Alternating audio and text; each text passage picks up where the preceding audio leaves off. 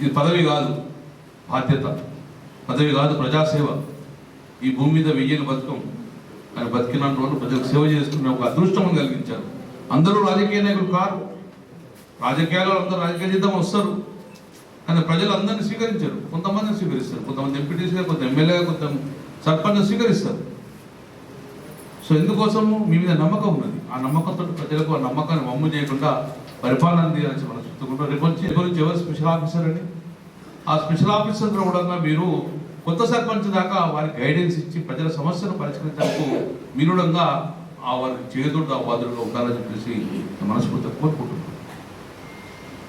ప్రజలు ఎక్కువ భాగం మీ దగ్గర ఉన్నంత రైతులు, కాకతీయ కెనాల్ డిస్ట్రిబ్యూటర్ మీ మీద ఉంటుంది.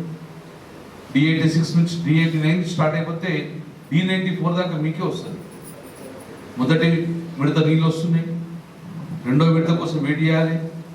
ఫిబ్రవరి ఎండింగ్ లోపల పొట్టకు వస్తాయి, మార్చ్ ఫస్ట్ వీక్ లోపల. రైతులకు అండగా ఉండండి,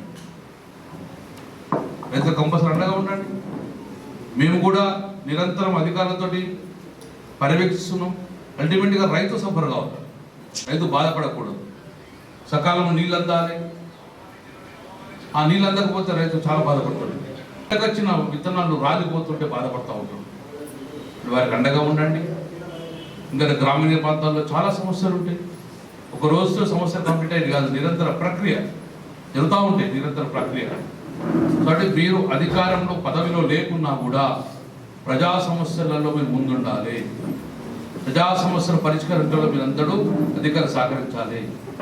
సో నేను నిమ్మరావు గారు, MDO గారికి కానీ ఇతరత్వ అధికారులు కూడా చెప్తున్నాను, ప్రభుత్వాలు మారంగానే మీ యాటిట్యూడ్ మారదు. ప్రభుత్వాలు మారంగానే ప్రజలకు ఎలా సేవ చేయాలో అలా చేసుకోవాలి. మీరు మనం అందరం పనిచేసేది ప్రజల కోసం. మనకు ఈ పదవులు వచ్చింది, ఈ అధికారులు ఇచ్చి వివరించారు, ప్రజలే ఇచ్చారు.